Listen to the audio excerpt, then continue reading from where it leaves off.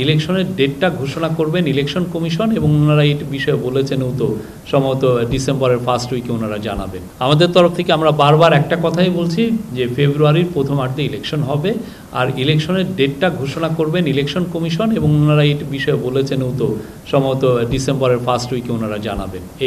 আমরা এর বাইরে আমাদের বলার কিছু নাই। আমরা বারবার বলছি ইলেকশন ফেব্রুয়ারির প্রথমার্ধে হবে। স্বচ্ছতা আর নিরপেক্ষতার জন্যই তো এতগুলো কথা আমি বললাম। এই আজকের মিটিংটা কি জন্য, যে যাতে একটা স্বচ্ছ ইলেকশন হয়, নিরপেক্ষ ইলেকশন হয়। এই যে সরকার যে ব্যবস্থাগুলো নিচ্ছে, স্টেপসগুলো নিচ্ছে, মেজার নিচ্ছে, পুরোটাই তো হচ্ছে যে একটা স্বচ্ছ, একটা ফ্রি, একটা ফেয়ার, একটা ক্রেডিবল একটা ইলেকশন করা। এটা এই গভর্নমেন্টের একটা নৈতিক দায়িত্ব এবং সেই লক্ষ্যে তারা কাজ করে যাচ্ছে। আজকে এই যে বড় মিটিংটার ক্রাঞ্চি রোলের ভিতর চকলেট ক্রিমের filling, all time cream roll, মুখে দিতেই স্পেশাল ইনসাইড। পুরো 2 ঘন্টা আলোচনাটাই ছিল এরকম, এইটার স্বার্থে কি কি করা যায়, এইটার জন্য এই আলোচনাগুলো।